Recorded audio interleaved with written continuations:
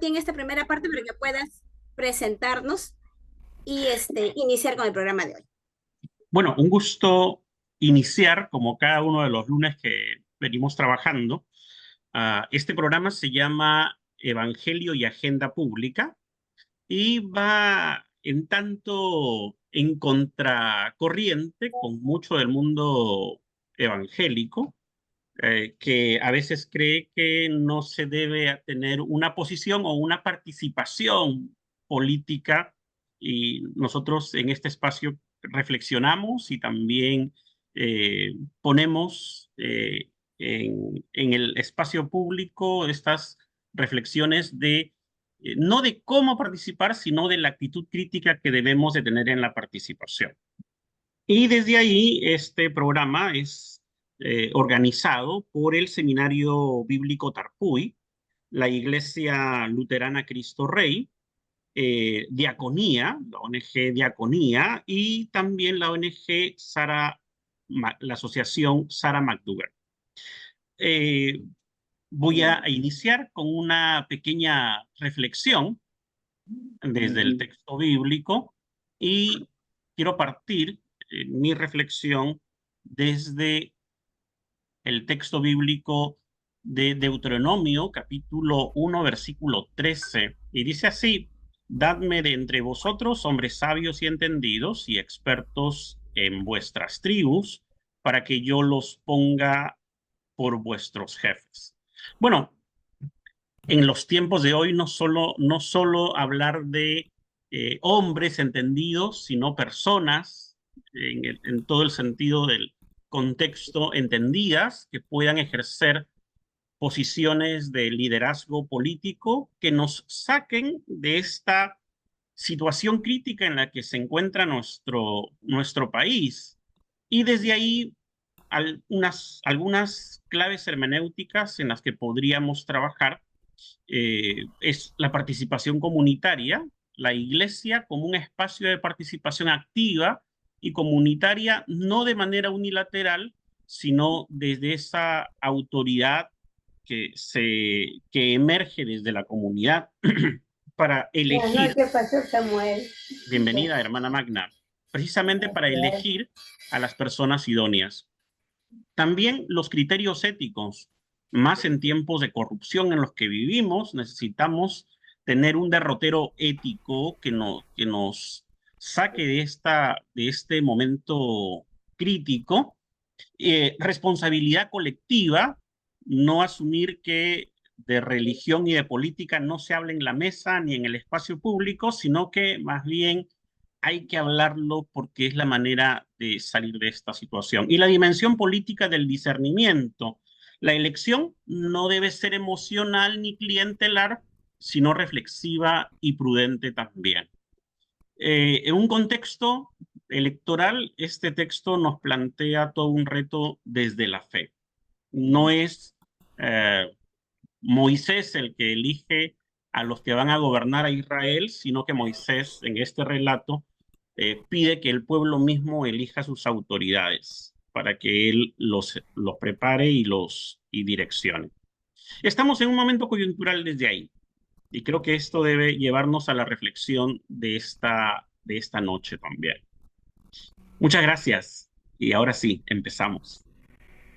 Bueno, tenemos esta noche realmente dos invitados muy especiales, la verdad, de ellos. Los dos son médicos de profesión, ¿no? No, yo Tenemos soy obstetra de la profesión. obstetra de profesión. Bueno, pero Sí, los dos sí, son sí, del sí. sector salud, Aclarando, del exacto. sector salud. Muy bien, muchas gracias por la aclaración. Entonces, quiero comenzar por Susana Chávez. Ella es candidata al Senado Nacional con el número 6 por Primero la Gente, ¿no? Ella, como ya estábamos indicando en el inicio de esta conversación, ella es obstetra y también es magíster en salud pública de la Universidad Cayetano Heredia, ¿no? Es integrante del plan de gobierno de Primero la Gente como especialista en temas de políticas sociales en género e inclusión social.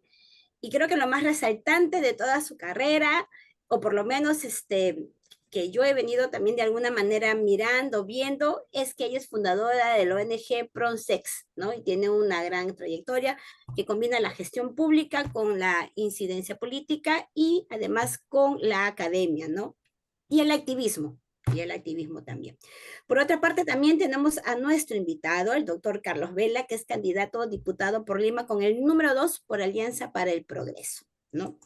Él es geriatra, así yo no me voy a, en esta no voy a equivocar. Él es geriatra y además de eso, para aclarar, para que no lo pregunte nadie ni tampoco se quede ahí en el aire, sí, él es hermano del fiscal Vela, ¿no? Porque yo sé que varios seguramente se van a preguntar, pues sí, ¿no? Sin embargo, él tiene una carrera muy interesante también políticamente. Es la segunda vez que está postulando. Creo que en la primera vez fue en el año 21, también por el mismo partido. Eh, él es geriatra. Él ha tenido un liderazgo en el Consejo Nacional de Salud, impulsando una estrategia multisectorial basada en comités distritales, ¿no? Con el cual se afronta el dengue e indicando que lo logran reducir en un 79% y las muertes en un 78%. Estamos hablando de los años 2024 y 2025, ¿no? Ahora estamos enfrentando graves problemas también con la tosferina, donde muchos niños y niñas están falleciendo en el oriente de nuestro país y creo que de eso también vamos a hablar a lo largo de la entrevista, ¿no?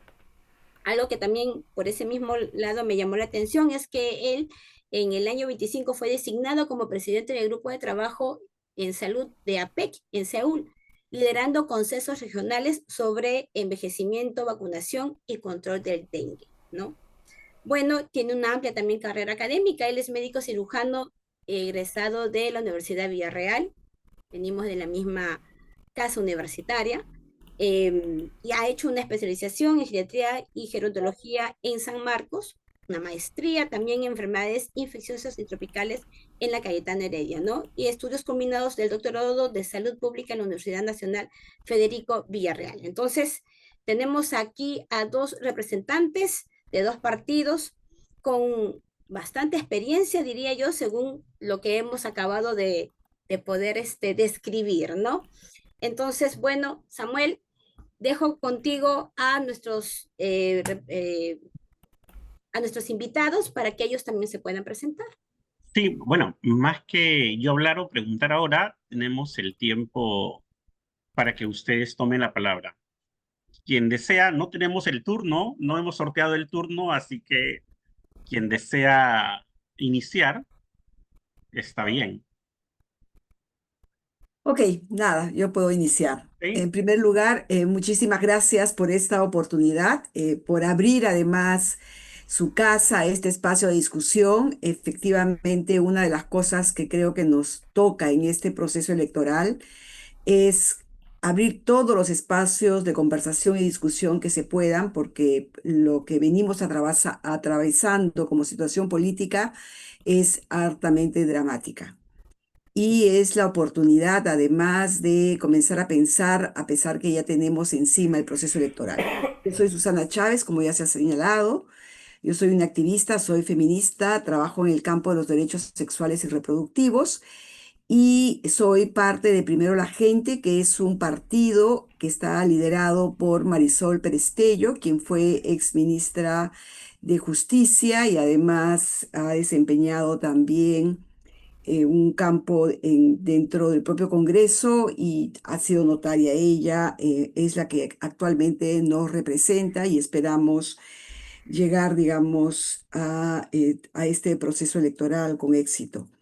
Y nada, muy contenta de estar acá y de abordar los temas y gusto de verte nuevamente, Carlos. Sí, muchas gracias. En primer lugar, por supuesto, saludar a Susana y saludar que haya gente en política que con el mismo espíritu y el mismo propósito que me mueve pueda hacerlo de manera decente y sobre todo viendo el enfoque sobre el ciudadano, ¿no? El ciudadano que es el que va a los establecimientos de salud, y no encuentre una cita, el ciudadano que no tiene acceso a los medicamentos, aquellas familias que no hay que dejar de considerar que son el soporte de los adultos mayores o de los niños con alguna condición. Por todos ellos, yo creo que nosotros como profesionales de salud, y hablo en el caso mío propio, en el tema de los adultos mayores, creo que es un imperativo y también, por supuesto, es un propósito digno el hecho de participar en esta contienda electoral y por supuesto, llevar adelante nuestras iniciativas que van de la mano fundamentalmente de la salud, de las políticas anticorrupción, que también perjudican a la salud y, por supuesto, la protección económica de las familias que muchas veces ante una situación catastrófica pueden entrar en pobreza. Así que yo creo que esta va a ser una discusión definitivamente muy fructífera y agradecer por la invitación también y saludar a todos los que te siguen, Samuel, que estoy seguro que van a tener pues una mirada crítica sobre lo que en realidad nosotros queremos, que es aprender un poco más de ustedes también. ¿No? Tu Estoy, micro. estoy con el micro apagado. Y ahora sí. Sí. Entonces, hablemos de sus propuestas. Empezamos esta ronda con Susana Sí. y preséntanos tus propuestas y luego Carlos y luego las vamos dialogando. Antes de que inicies, estamos transmitiendo por vía Facebook, así que las personas que nos están viendo por Facebook pueden hacer sus preguntas y también las vamos a compartir aquí. Y también las personas que están en el Zoom, que van a ir entrando a lo largo de la conversación, también pueden tomar la palabra y preguntar. Esa es un poco nuestra dinámica en esta parte. Susana, te escuchamos. Sí, bueno, yo creo que es importante señalar uno por qué está en este momento en política, cuál es el momento histórico que estamos enfrentando y sobre todo en un proceso de tanto deterioro donde la gente ha dejado de creer en los partidos políticos. O sea, estamos viviendo una etapa donde llegar al proceso eleccionario y prácticamente con 8 presidentes en todo este tiempo nos hace ver de esta fragilidad democrática que lamentablemente nos ha llevado lo que denominamos la coalición mafiosa y esa coalición mafiosa que justamente está en el Congreso. Creo que en este último tiempo, no último tiempo, ya venimos en un deterioro progresivo muy fuerte de todo lo que significa, digamos, la independencia de las instituciones y creo que por eso es que yo también me interesa mucho el Senado, porque una de las cosas que nosotros quisiéramos llevar al país es esta recuperación de la autonomía de las instituciones, porque lo que más se ha afectado es justamente la independencia del Poder Judicial, la independencia de la Defensoría, la independencia de las fiscalías y inclusive del propio Ejecutivo. Y esto nos ha llevado prácticamente a tener un gobierno congresal y que conocemos las tragedias que estamos pasando. Y el problema es que esto sí tiene impacto en la población. Tiene un tremendo impacto y lo podemos ver en diversos aspectos, desde el tema de inseguridad ciudadana, donde es prácticamente incontrolable, hasta esta carestía y situación tan, digamos, tan precaria de los servicios. Entonces, esto nos muestra que efectivamente lo que el costo de la pérdida democrática sí se ha trasladado a la vida cotidiana de la gente. En el campo del que yo trabajo particularmente, que es el campo de los derechos de las mujeres, ha sido un periodo sumamente nefasto. Hemos tenido, así como han habido leyes pro crimen que han sido aprobados y que ahora nos rigen, hemos tenido y tenemos también leyes donde se han desmantelado las políticas públicas, particularmente las políticas de género, y que ha llevado prácticamente a, a generar una situación de desvalorización de lo que significaría los programas sociales y particularmente los programas de lucha contra la violencia hacia las mujeres o la violencia de género. Y esto es dramático porque sí lo vamos a ver en indicadores claves, como por ejemplo todo lo que está pasando en términos de anemia. Creo que nosotros, lejos de mejorar, todavía tenemos indicadores sumamente altos y la ligera mejora que hemos tenido en los últimos tiempos, de verdad que no es lo esperado frente a la situación que nos encontramos. El tema de la calidad educativa, creo que lo podemos ver cada vez más en este abandono y en salud, qué decir, ¿no? Entonces, y eso sí hay responsables. No es personal, Carlos, no tiene que ver contigo como persona, pero sí tiene que ver con los partidos políticos que en este momento tienen protagonismo y que están definiendo, y lo cual es muy difícil de combatir. Entonces, yo sí creo que estamos en un momento crítico difícil de contención democrática, de recuperación de valores inclusive, pero que estamos ante un desafío muy grande que además nos va a costar muchísimos años de recuperación. Muchas gracias. Escuchamos ahora a Carlos. Sí, gracias. En realidad, yo creo que hacer un diagnóstico de la situación actual en términos de la crisis política que estamos viviendo, por supuesto que es importante porque esto definitivamente impacta sobre la vida y la cotidianidad de los peruanos, de los ciudadanos. Sin embargo, yo creo que es importante que nos centremos también en las propuestas, ¿no? Actualmente el Perú es nuestro paciente más crítico y sin duda alguna tenemos que empezar a trabajar sobre la base de darle soluciones, ¿no? ¿Qué vamos a hacer al respecto? Como bien lo dijeron en algún momento, nosotros creemos en que una de las estrategias fundamentales para vencer la anemia, justo que Susana lo mencionaba, es trabajar sobre determinantes sociales de la salud. ¿Dónde se trabajan estos determinantes sociales de la salud? A nivel comunitario. Entonces apostamos por un sistema de salud donde participe la comunidad. Y entonces uno dice, doctor, pero esto es un sueño. Toda la vida todo el mundo desde el 1978 de Alma Ata lo ha planteado y no se ha cumplido. Es que el paradigma de la enfermedad es el que ha dominado todas las acciones en términos de políticas públicas.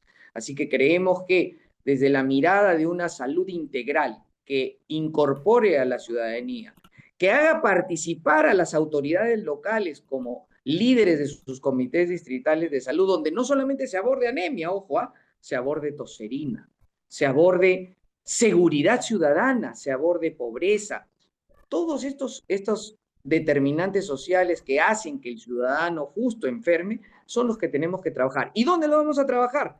En el primer nivel de atención.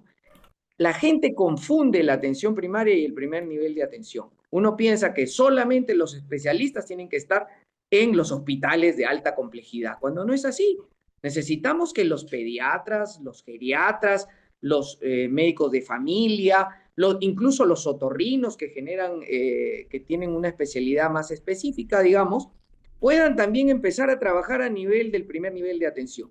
Ahí es donde se tiene que contener el 80% de las enfermedades. Y no solo eso, sino que la salud se convertiría no solamente en una inversión, sino que sería el método fundamental para lograr que la mayor cantidad de complicaciones que devienen de las enfermedades crónicas, sobre todo en los adultos mayores, como la hipertensión, la diabetes y la enfermedad renal, no nos condicionen un gasto astronómico como es el que tenemos en materia de salud en el primer nivel de atención y en los hospitales de mayor complejidad. Bien, nos han planteado ustedes dos escenarios. Susana nos hablaba de contención democrática y de leyes pro crimen, políticas de género, que nos afecta de manera frontal. Y también Carlos nos mencionaba el asunto de la salud integral. ¿Cuál es lo más urgente a trabajar? Y aquí tal vez ustedes pueden plantearse una pregunta de ida y vuelta mientras, o Antoinette, sí, Carlos está reubicando. Ya, Sí, ahora sí. sí, Samuel, yo estaba pensando en lo que estaba diciendo eh, Susana sobre la autonomía de los poderes, ¿no? Porque eso está incidiendo mucho en otros males sociales, por no decirlos todos, ¿no? Y influye mucho también que se ha debilitado mucho los derechos de las mujeres. Yo me declaro no feminista, pero sí identifico muy bien el trabajo que han hecho las corrientes feministas y eh, los derechos que se han podido ganar, ¿no? Y que se han venido debilitando en estos últimos 5, 6, 8 años, ¿no? Tanto en educación como en acceso a métodos anticonceptivos, ¿no? Pasando también obviamente por el aborto terapéutico, ¿no? Sin embargo, Susana, estamos frente a un espacio político en el Congreso altamente polarizado, ¿no? Y hay que pensar muy bien cuáles van a ser las estrategias para poder aterrizar las propuestas, ¿no? Yo más o menos he hecho la tarea de poder seguirte y escucharte en una serie de entrevistas, no solamente acá en Perú, sino también en el extranjero.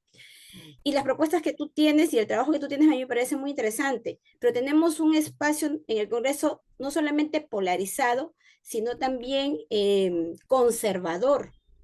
Ahorita estás frente a un público conservador. ¿Por qué un público conservador como este, evangélico, ¿no? Que podría decirse que tiene mucha resiliencia frente a temas tan progresistas como los que tú propones y con los cuales has trabajado, porque un evangélico tendría que votar por ti. ¿Y cómo es que tú en un espacio tan polarizado, derecha, izquierda, ya está por demás decirlo, cómo es que vas a visibilizar y aterrizar tus propuestas? La tienes difícil, ¿no? Sí, es muy interesante tu abordaje y de verdad que te agradezco que lo coloques, porque efectivamente lo que ha venido ocurriendo en los últimos años es un deterioro progresivo de lo que significa el concepto de derechos. Y lo que ha dado al lugar es más bien esta emergencia urgente de superar el hambre, de superar la falta de trabajo, de inclusive resolver los problemas directamente de manera solitaria, familia por familia. Y eso creo que sí nos ha colocado a pensar que el Estado hace poco, tiene que hacer poco y no tiene que intervenir. Y eso sí creo que hay que discutirlo efectivamente como un tema central, porque en realidad si alguna obligación tiene el Estado es el de generar condiciones de igualdad para que sus ciudadanos y sus ciudadanas puedan justamente aspirar a un proyecto de vida, a mejores condiciones de vida. Pero hemos tenido más bien un Estado sumamente ineficiente y eso hay que volverlo a construir. Entonces, y en este sentido, lo que ha habido, yo creo que es bien importante lo que tú señalas, fíjate, con todas las dificultades que podemos hablar hoy en día, en los últimos 50 años han habido cambios sustantivos en la vida de las mujeres. Mi madre seguramente no se parece en proyecto de vida a lo que fue su madre, ni yo a lo que es mi hija, ¿no? Entonces, si miramos, mi abuela vino con una familia de 8 hijos, luego vino mi madre con una familia de 5 hijos y de pronto yo vengo con una familia de 2 hijos. Y además, donde ya mi historia ya no es la historia del embarazo adolescente, pero que sí lo fue de mi madre, que sí lo fue de mi abuela. Y creo que parte de eso es cómo las mujeres también hemos ido transformando la vida. Y hoy tenemos prácticamente en iguales proporciones hombres y mujeres estudiando. Pero ¿qué pasa cuando ese progreso de pronto es enfrentado por temas que tienen que ver con el mal manejo del Estado? Corrupción, pero también tiene que ver con corrientes ideológicas sumamente, digamos, adversas que nos proponen una regresión. Y el problema es que cuando nos proponen una regresión, se trata de invisibilizar y de borrar de todo el sistema todo aquello que pueda significar los cambios que las mujeres sí hemos tenido en los últimos años. Lo que queremos para nuestras hijas. Yo te aseguro que cuando uno se conversa con todas las familias, no vamos a querer que ninguna de nuestras hijas sean agredidas sexualmente. No vamos a querer que ninguna de nuestras hijas sean maltratadas por sus parejas. No vamos a querer que ninguna de nuestras hijas no tengan autonomía económica. Eso es algo que sí hemos avanzado, que sí se ha naturalizado en nuestra vida, pero ¿sabes cuál es el problema? Cuando esto solamente lo podemos hacer algunos. Y existe un gran porcentaje de la población, especialmente por el lugar en que nacieron o por las familias que tuvieron, que no han podido tener estas mismas condiciones y viven con 20, 30 años de atraso en nuestros indicadores. Entonces, ¿cómo reconstruimos eso? ¿Cómo avanzamos a creer en este Estado? Y ahí es donde yo pienso que una de las cosas que se puede creer en el Estado es cuando éste actúa autónomamente, cuando hay mecanismos de control, cuando hay rendición de cuentas. Y eso es lo que no hemos tenido. No hemos tenido una rendición de cuentas. Entonces lo que hemos tenido es y yo ahí sí tengo alguna diferencia en lo que tú señalas cuando dices vivimos un Congreso polarizado. Yo creo que al contrario, tenemos un Congreso con muchísimo acuerdo, donde hay una mayoría que más bien coincide en digamos, coincide en los intereses personales y propios, pero no coincide o no les interesa lo que significan los intereses de la gente. Entonces, y eso hay que volver a reconstruir, porque se ha ganado mucha desconfianza y con muchísima razón.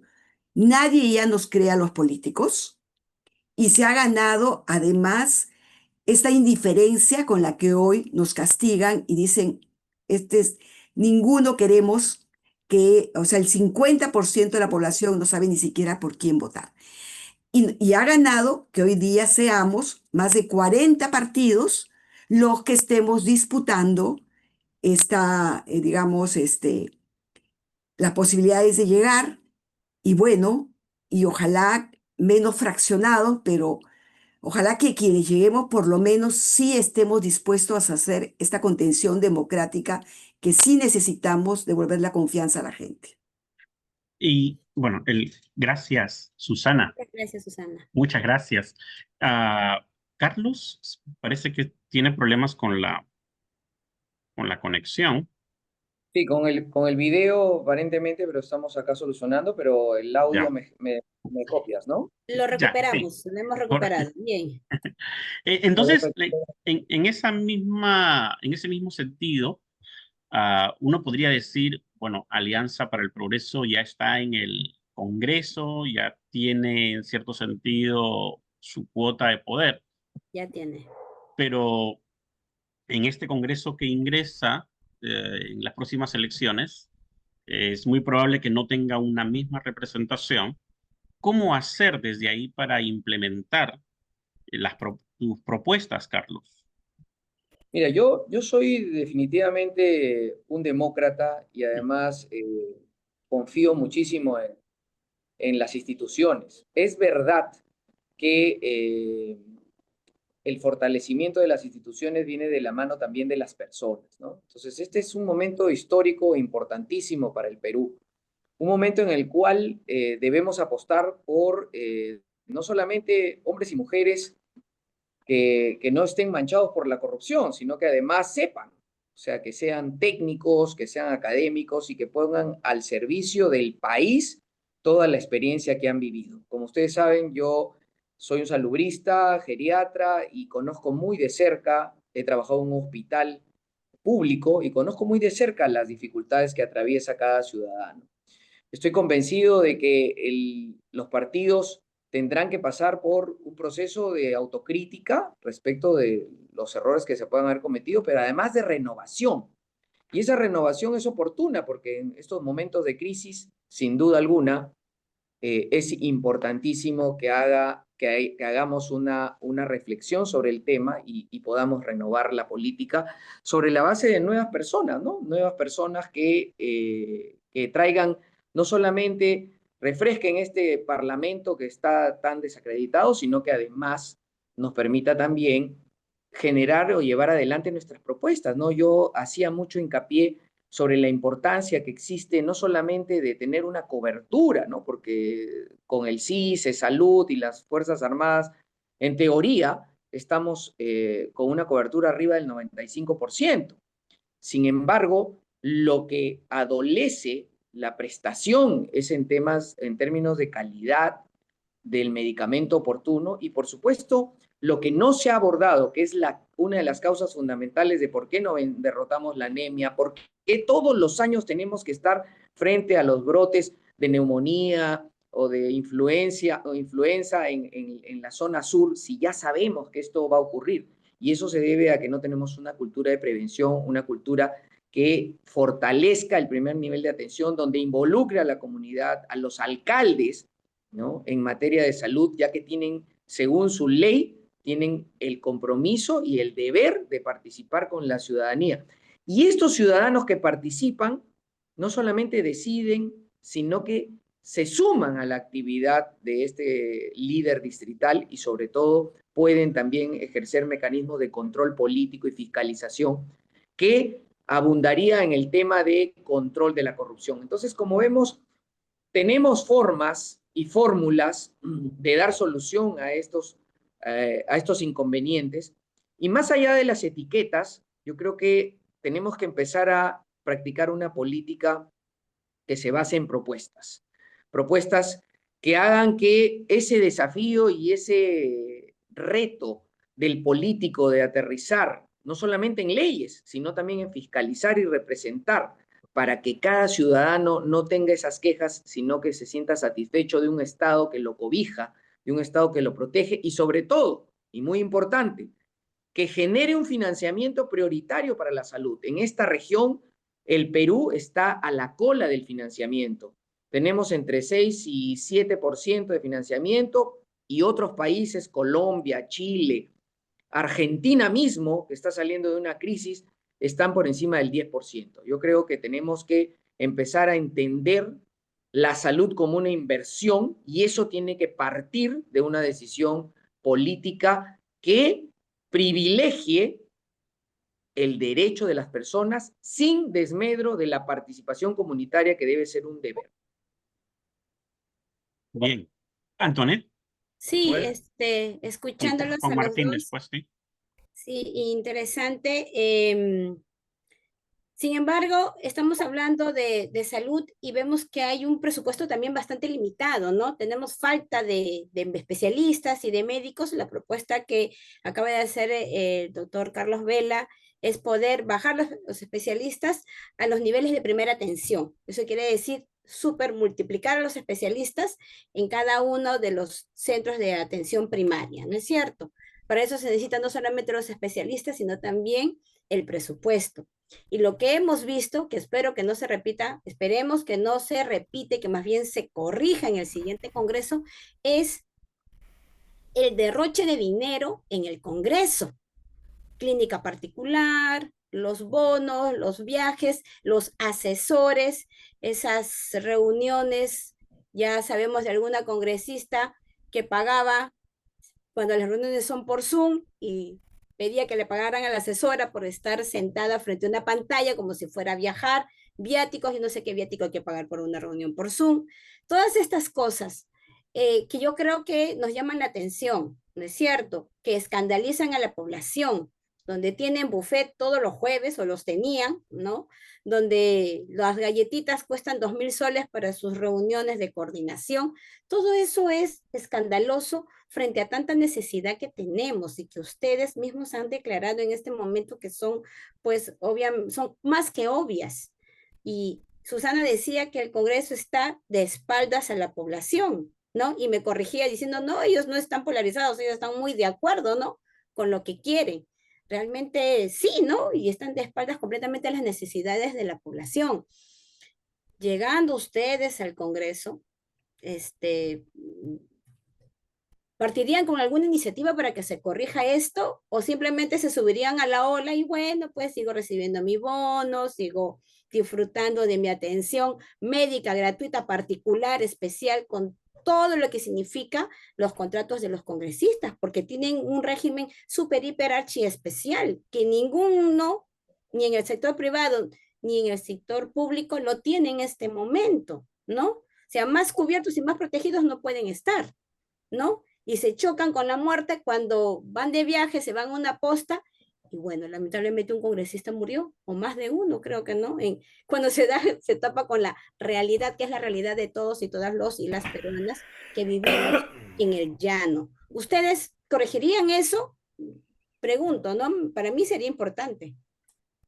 A ver, yo te contesto y yo creo que sí es una urgencia corregirlo. Fíjate, cuando hablamos del servicio de salud, ¿de qué estamos hablando?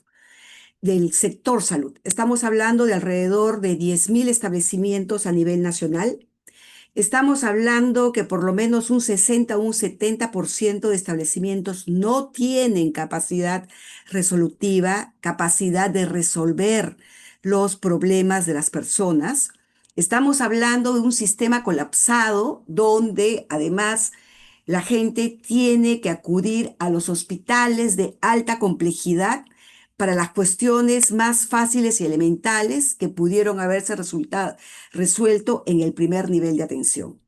Estamos hablando de uno de los sectores donde es muchísima vulnerabilidad a la corrupción debido a la capacidad de compra que tiene el sector salud, particularmente con insumos y con medicamentos. Y estamos hablando además de una escasa comprensión de lo que significa desmedicalizar el sistema para más bien repensar en cuestiones mucho más efectivas. ¿A qué me refiero? ¿Y por qué nosotros, por ejemplo, estamos planteando el de, digamos, fortalecer el primer nivel de atención? No porque querramos huir de los hospitales y olvidarnos de los hospitales, sino porque lo que necesitamos es desconcentrar los hospitales y que ese 80% que puede resolverse en el nivel primario, como lo ha señalado Carlos, justamente puedan resolverse en ese nivel de atención. Pero ¿qué pasa, por ejemplo, con Iquitos? Te voy a decir. En Iquitos, lo que tú vas a encontrar es que casi el 80% de sus establecimientos son de tipo 1-1 o 1-2. ¿Qué cosa significa servicios de 1-1, 1-2? En el caso de 1-1, significa que no tiene profesional de salud muchas veces. Significa que no está en capacidad de atender. Entonces, tenemos más o menos unos 8.000 establecimientos que son de primer nivel de atención, pero de los cuales por lo menos 6.000 son establecimientos que no funcionan. Y esos establecimientos se han puesto en las zonas más periféricas. Y entonces eso es lo que justamente dificulta sin ningún tipo de tecnología de comunicación. ¿Qué cosa estamos proponiendo nosotros? Lo que estamos proponiendo es que hay que definitivamente invertir para que esos establecimientos tipo 1-1, 1-2 desaparezcan y se conviertan en hospitales, en servicios de salud con capacidad resolutiva 1.2, 1.3 y 1.4, que es el nivel, digamos, que ya te comienza a hablar de la capacidad de resolver problemas. Estos establecimientos tienen que estar ubicados en zonas estratégicas que permitan además fortalecer algo que el ministerio tiene y que hace años no lo puede operar, que son las redes integradas de salud. ¿Qué cosa es lo que ha pasado con las redes integradas de salud, lamentablemente, en estas gestiones? Lo que ha pasado es, han perdido todo el financiamiento del Banco Mundial y lo que ha dejado es un gran gasto y una poca efectividad. Entonces, son cuestiones, o sea, no es un tema que falte dinero solamente. Podría mejorar el dinero, pero para venir más dinero con esta ineficiencia, no hay manera de resolverlo. Entonces, esto pasa porque efectivamente estos establecimientos de primer nivel tengan personal competente. Pero ojo, no es lo único. Nosotros no podemos seguir teniendo un sistema de aseguramiento que apenas te cubra, digamos, como, ahorita, ¿cuánto era? Como no, 1.100 soles, SIS. Y tengas un sistema de aseguramiento de salud que te valga como 3.000 soles. Eso ya te marca una diferencia de lo que, qué cosa va a recibir una persona que se atiende por el SIS y qué va a recibir una persona que recibe por el salud. Entonces, lo que hay que comenzar es equilibrar. Todos sabemos, todos conocemos que venimos de salud, que no vamos a poder hablar de un sistema único de salud porque existen muchísimos intereses y nos vamos a pasar la vida peleándonos con los sindicatos. Pero ¿qué cosa es lo que decimos? Ok, hay que hacer la interoperabilidad de los servicios, que haya una historia clínica única y que se pueda compartir esa historia clínica para que una persona que venga de salud pueda ir justamente al CIS o del CIS pueda ir a salud. Entonces, estamos hablando de reconstruir el sistema dentro de salud, porque efectivamente lo que tenemos no da más. No es un tema solo de dinero, es un tema de repensar en la gestión. Y sí, yo coincido con Carlos, los servicios tienen que territorializarse porque no pueden ser pensados solamente desde Lima o desde las instancias. Tiene que aterrizar. Y porque aterrizando en el territorio también se pueden articular con los programas sociales, juntos, Cuna Más. Y es ahí donde nosotros proponemos un sistema nacional de cuidados que tenga su puntería en las familias, porque esas son las que necesitan los servicios y además reducir la presión del hogar que en este momento atienden adultos mayores, personas con discapacidad, enfermos, es decir, todo aquello que el sistema rechaza. Muchas gracias, Susana. Carlos. Sí, yo en realidad saludo la reflexión de Susana, que va muy en la línea de lo que todos los saludistas ya conocemos, ¿no? Que es repensar la salud desde el paradigma de la atención integral, de la prevención y promoción de la salud y sobre todo del enfoque sobre los aspectos sociales.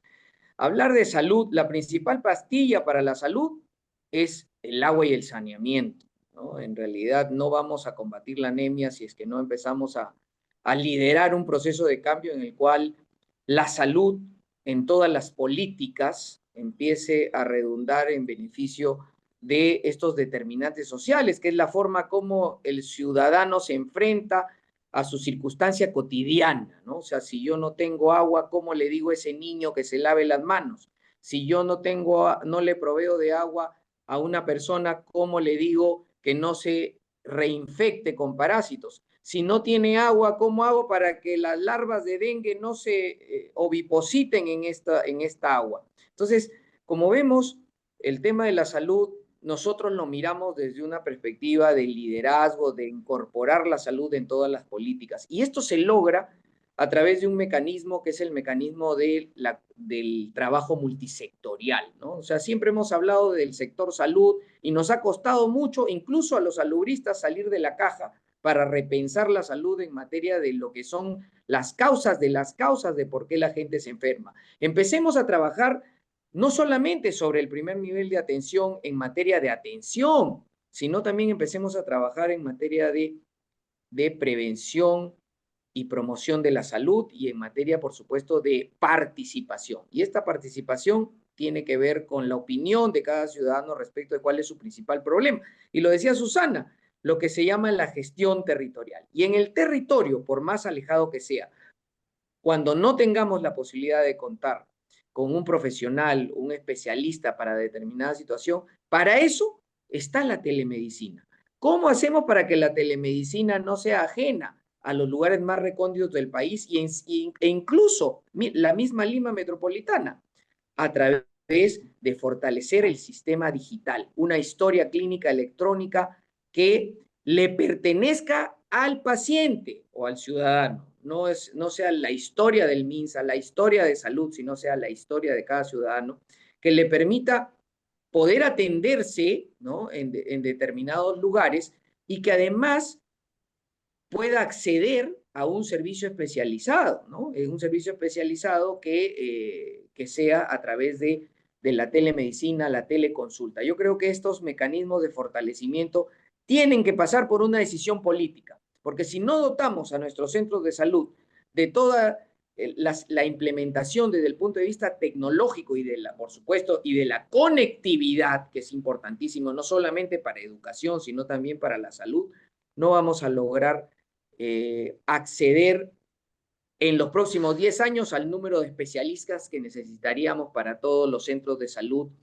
del segundo, tipo 1, 2 o 1, 3, que son los que pueden tener la mejor capacidad resolutiva y que no pasa solo por infraestructura, sino por equiparlo desde el punto de vista de tecnología. Ahora hay equipos de radiodiagnóstico que se utilizan con inteligencia artificial y que permiten que los diagnósticos podamos a un nivel de certeza de por encima del 80%, podamos tener diagnósticos mucho más rápidos si los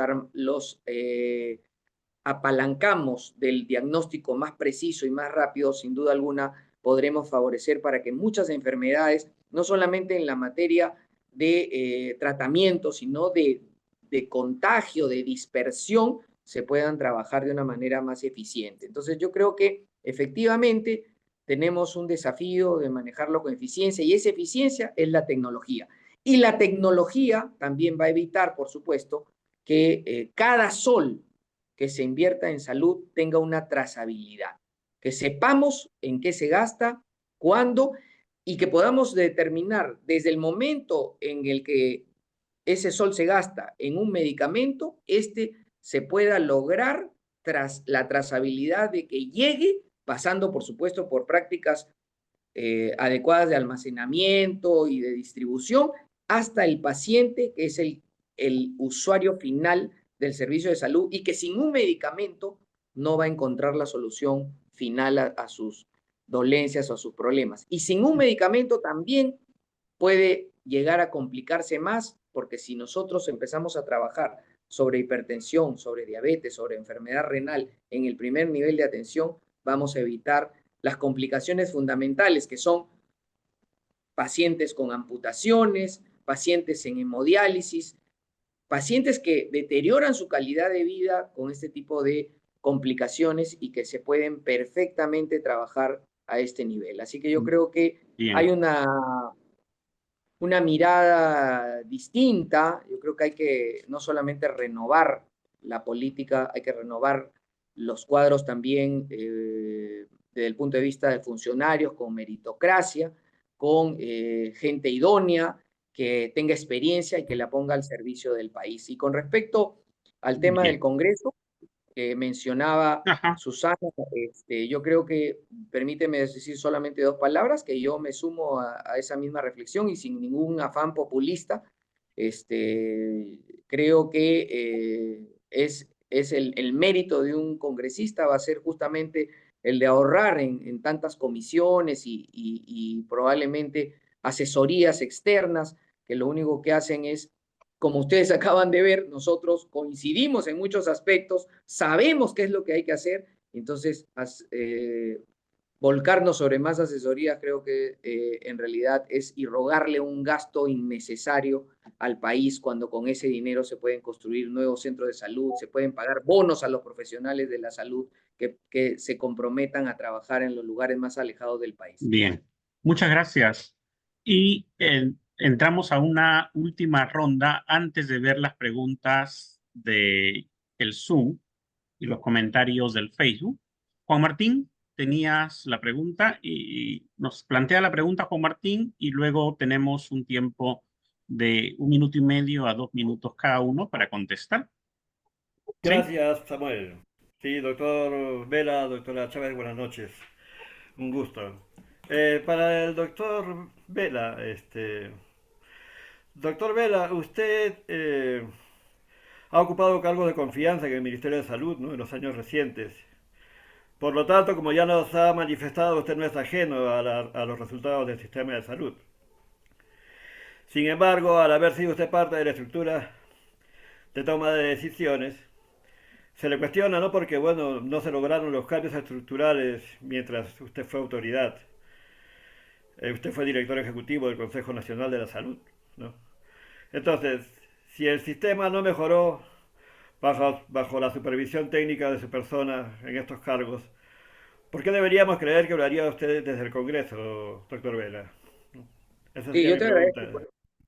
agradezco, Juan Martín, por la pregunta, porque en realidad el espacio en el que yo estuve, que es el Consejo Nacional de Salud, es el paradigma de la coordinación multisectorial a nivel del Ministerio de Salud, y ahí se ha propuesto, ¿no?, el trabajo a través de la Política Nacional Multisectorial de Salud 2030, donde lo que yo decía, se incorpora salud en todas las políticas y se han conformado 1.892 comités distritales de salud liderados por sus respectivos alcaldes, donde este funcionario, con la más absoluta modestia, ha visitado Datén del Marañón, ha visitado los lugares más alejados y hemos logrado el compromiso de los alcaldes, sobre todo de las regiones priorizadas por dengue, y esto ha valido para que las estadísticas nos acompañen en materia de respuesta contra dengue y seamos en APEC, en Asia Pacífico, reconocidos como un paradigma de la respuesta sanitaria, con la inclusión del trabajo multisectorial a través de la herramienta multisectorial que nosotros planteamos desde la Secretaría del Consejo Nacional de Salud y que se ha trabajado a nivel de estos espacios, y que en materia de resultados, lógicamente habrán algunos que dirán mezquinamente que el tema del dengue se ha derrotado por el tema de la temperatura, ¿no?, que al bajar la temperatura inmediatamente el éxito ha sido simplemente relacionado a esto, pero en realidad creemos que el trabajo comunitario, el trabajo de cada comité distrital de salud, donde nosotros como Consejo Nacional de Salud, que está conformado por eSalud, por las universidades privadas, hemos hecho un trabajo interesantísimo en el cual podemos tener la certeza de que las cifras nos han acompañado. Tenemos 70% de comités distritales de salud que han utilizado la herramienta multisectorial contra dengue, más de 80% de establecimientos de salud donde se ha trabajado la herramienta multisectorial han no solo elaborado, sino también han trabajado lo que es la norma técnica de respuesta para dengue, con lo cual se disminuyó la letalidad. Entonces, claro, no todo ha sido malo. No quiero decir que solamente donde yo estuve se hicieron las cosas bien, pero tengan la plena certeza de que ahora que invoco a la ciudadanía para confiar en esta persona, vengo premunido de una respuesta sanitaria que se ha logrado sobre la base de un trabajo intenso y que efectivamente es demostrable y comprobable. Si ustedes entran a la página de Reunis, podrán ver la conformación de los 1.892 comités distritales, que cuando llegamos solamente habían 150, y donde en el sector solamente se pensó que la respuesta sanitaria estaba relacionada a la atención de la salud, y ese nuevo paradigma que acompaña a las redes integradas de salud, que donde los comités distritales de salud son el brazo social, es decir, de la respuesta sobre determinantes sociales, estoy seguro que es un primer paso sobre lo que queremos seguir construyendo y que efectivamente necesitamos no solamente una decisión política, sino también leyes que puedan implementar de manera eficiente no solo la continuidad de este trabajo, sino también el trabajo sobre redes integradas de salud para que los determinantes sociales permitamos que se puedan abordar de manera multisectorial. Y esto no es solo un discurso, búsquenlo en la página de Reunis y verán cuáles han sido nuestros resultados. Muchas gracias. Susana, ¿quieres hacer un comentario a la pregunta? Sí, a ver, este, yo creo que hay que mirar por los en salud y en salud Educación. pública y epidemiología hay que mirar en función de los resultados. Hay que mirar efectivamente los indicadores que no necesariamente acompañan de manera positiva. Al contrario, nuestros indicadores son indicadores pésimos. Creo que esta idea, ojalá que el Consejo Nacional de Salud tuviera algún carácter vinculante, no lo tiene, porque además estamos hablando de una multisectorialidad, pero no una multisectorialidad que efectivamente esté articulada y comprometida cada uno con sus presupuestos y sus resultados. Y esa es una vieja discusión que tenemos en el campo de la salud pública. Apelamos a un abordaje integral, pero nuestro sistema es vertical. Y esto hace que los resultados nunca lleguen. Los programas sociales estén por un lado, los establecimientos de salud prácticamente desabastecidos estén por el otro lado y que además se traten más bien de cuestiones muy declarativas, pero que en los resultados esto no puede ver. ¿Y por qué? Y ahí yo te quiero plantear el desafío, Carlos, de que avancemos en indicadores de resultados. Por ejemplo, el tema de la anemia que tú has mencionado varias veces.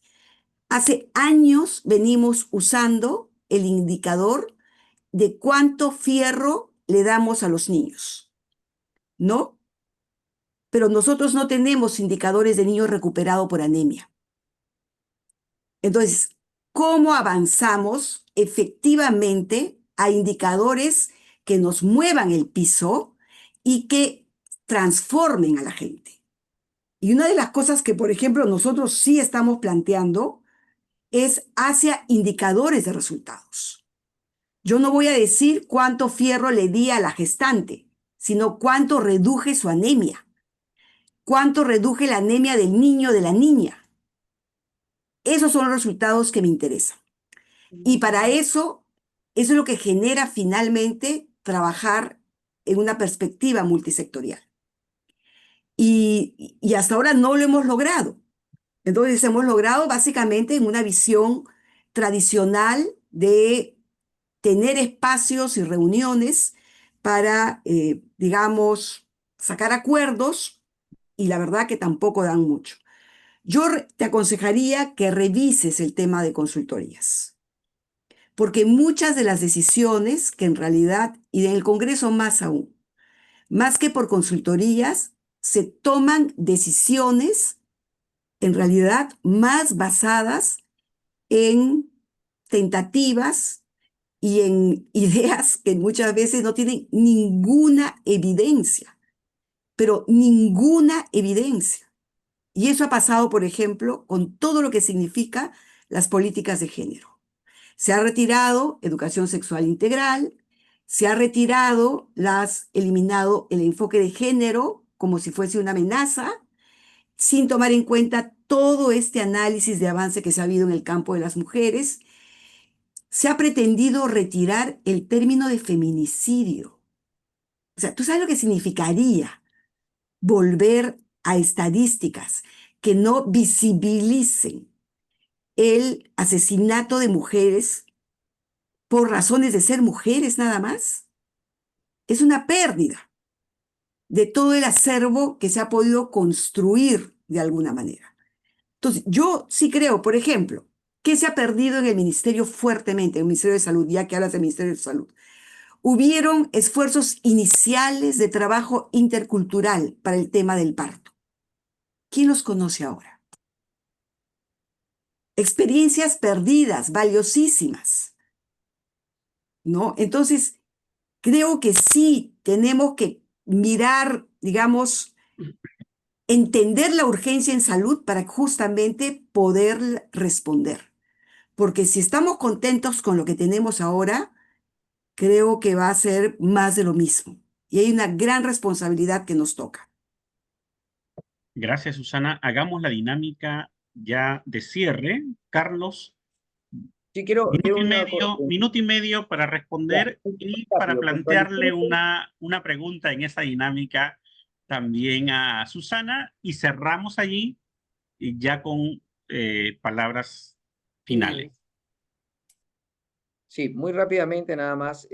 Mira, nosotros creemos que el tema de planificación es un tema fundamental porque justamente el carácter no vinculante del Consejo Nacional de Salud hacía que podría interpretarse como que es ¿no? Es un grupo de personas con buena voluntad y que aconsejan al señor ministro. Sin embargo, en estos momentos en los que yo participé, no solamente se conformaron 1.891 comités distritales, sino que se implementó una herramienta tecnológica que se llamó el catálogo de productos situacionales, donde se trabajó con los comités distritales conformados lo que son las prioridades nacionales. Esto ha sido un hito en la historia del país porque no se puede seguir trabajando sobre la base de lo que no conoces. Y la gestión territorial de esos indicadores, de los que Susana le preocupa, es justamente lo que se ha hecho en términos de planificación.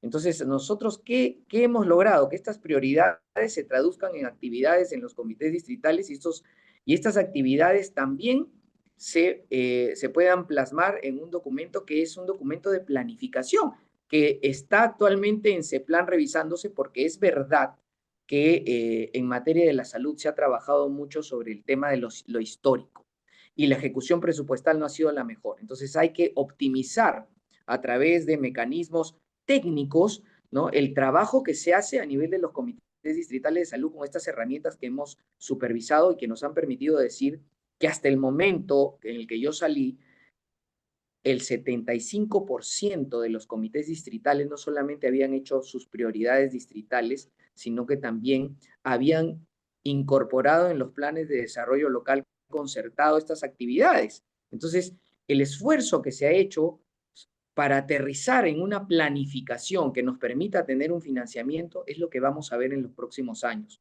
Entonces, yo creo que no hay que ser mezquino con lo que en realidad uno logra y lógicamente ese ánimo lo único que hace es no trata de defender, sino lo que decimos es lo que hemos hecho, ¿no? Entonces, lo que hemos hecho creo que ha sido un enorme paso, ¿no? En la construcción de un sistema de salud que se construya sobre la base de la participación comunitaria de abajo hacia arriba, ¿no? Sobre la base, que son los comités distritales de salud y que han demostrado que a través de la herramienta multisectorial puede hacer frente no solamente al dengue, sino a otras enfermedades, a la anemia, etc. ¿Una pregunta que quieras plantear a Susana? O si Sí, no, sí. sí, gracias. Susana, el tema de la anemia en las gestantes, ¿no? Es una condición de altísima preocupación. ¿Cómo crees tú que a través de este activismo y del trabajo que ustedes realizan se puede hacer una abogacía para que, considerando los determinantes sociales, que es la pobreza, la falta de agua, la falta de saneamiento en estos grupos de gestantes, se pueda mejorar a escala nacional y evitar así una de las complicaciones que generan más muerte en gestantes, que es la anemia en esta población? A Minuto y ver, medio a 2 minutos. sí, a ver, yo creo que la anemia, tanto en gestantes como en niños, es parte del articulado nacional. Uno, que ya tiene presupuesto. Dos, que ya tiene metodologías de intervención, que hay que mejorar sus resultados. Tres, que hay que cumplir efectivamente. Entonces, si alguna incidencia deberíamos hacer es exigir rendición de cuentas. ¿Cuál es el problema? Y ahí te lo digo ya como he sido parte de sociedad civil. No hay información actualizada, no se entrega, no se está dispuesto a hacer una rendición de cuentas. Y eso no es un tema reciente, eso es un tema de larga data de tener por lo menos una discusión sobre este asunto. Nosotros hemos tratado, por ejemplo, yo particularmente, en pedir muchas citas para ver el tema del embarazo infantil. No hemos recibido una sola respuesta por parte del Ministerio de Salud. El Ministerio de Salud tiene la encargatura, la obligación de plantear un protocolo para el abordaje del embarazo infantil que hasta ahora no ha cumplido. Hoy día me acaba de llamar un reportero de Iquitos para decirme que una niña de 12 años que fue arrojada por su padre, por su familia, que vive en la calle, tiene un embarazo. 12 años, nadie la recoge. Entonces, mira esta situación tan dramática que vivimos porque efectivamente no se cumplen con protocolizar, con atender, con cosas que ya se conocen. Entonces, yo creo que más que hablar de una sociedad civil que haga incidencia solamente, tenemos que actuar. Y bueno, las cosas en sociedad civil, con todas las restricciones de APSI, no han sido para nada sencillas y no lo van a hacer. Y ahí lo sabemos, Samuel, que lloramos con el asunto de las leyes de APSI aprobadas que nos impiden justamente trabajar en estos temas. Pero bueno, nada, vamos a seguir viéndonos, Carlos, y espero que de verdad que lleguemos a acuerdos y acciones inclusive hasta de fuera, ¿no? Pero hay un montón de cosas que hay que compartir. Bien, muchas gracias a ambos. Susana Chávez se presenta por el Senado Nacional con el número 6 por el partido Primero la Gente. Y Carlos Vela se presenta por diputado por Lima con el número 2 por el partido Alianza para el Progreso. Sus palabras finales. Empezó Susana, ah, le doy la palabra a Carlos ahora primero y Susana Termina. termina. ¿Sí? Carlos, 1 minuto y medio. Sí, muchas gracias, Samuel, por permitirnos participar en estos espacios que en realidad son lo que venimos haciendo. Venimos recorriendo Lima, escuchando a la gente y después de haber tenido también un trabajo arduo recorriendo todo el país, esto no solamente me ha permitido solidarizarme con estos casos como esta niña de 12 años, sino además me ha permitido también amar un poco más este Perú y soñar con un Perú mejor, ¿no? Así que yo creo que este 12 de abril tenemos no solamente la invocación, sino también el desafío de poder elegir mejor, con gente que no solamente pueda proponer mejores soluciones, sino que además tenga las manos limpias y tenga experiencia y conocimiento en las materias en las que uno hace sus propuestas. Así que este 12 de abril yo espero tener la confianza de los ciudadanos y que marquen la A de Alianza para el Progreso y escriban el 2 para diputados por Lima Metropolitana. Carlos Vela Barba. Muchas gracias. Gracias. Susana.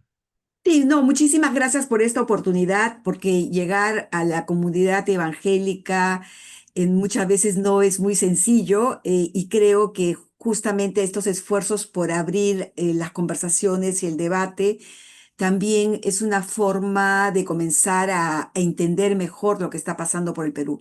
A mí me hubiese gustado tener la oportunidad de responder a las preguntas que habían acerca del tema de privatización, acerca de los resultados, porque es bien interesante cómo efectivamente nos hemos ido desligando de lo público. A ver, yo sí quisiera recuperar lo público en educación, lo público en salud, como un como un estandarte importante. Yo vengo de la escuela pública, yo he ido a la universidad pública y sé que lo que me ha ofrecido la universidad pública y la educación ha sido como lo que ahora me permite ser y estar. Entonces, como amante de lo público, yo quisiera comprometer mi palabra para seguir defendiendo las políticas públicas, mejor educación, mejor salud y para también abrir espacios de diálogo. Yo te agradezco, Carlos, también por la paciencia y porque también hay que conversar sobre estos asuntos y no es personal, ya lo he dicho múltiples veces. Y sí, decir que voy al Senado Nacional, postulo por Primero la Gente y nos vamos con el número 6 y teniendo a Marisol Perestello como nuestra candidata presidencial. Muchas gracias, Antoinette. Sí, bueno, no puedo terminar este espacio sin decirle a nuestros amigos del Facebook y a todos los que nos acompañan, nuestros hermanos y hermanas en los diferentes espacios y quienes luego van a ver esta entrevista, este programa por el YouTube, no dejarles de decir que tenemos a dos propuestas muy interesantes, la verdad.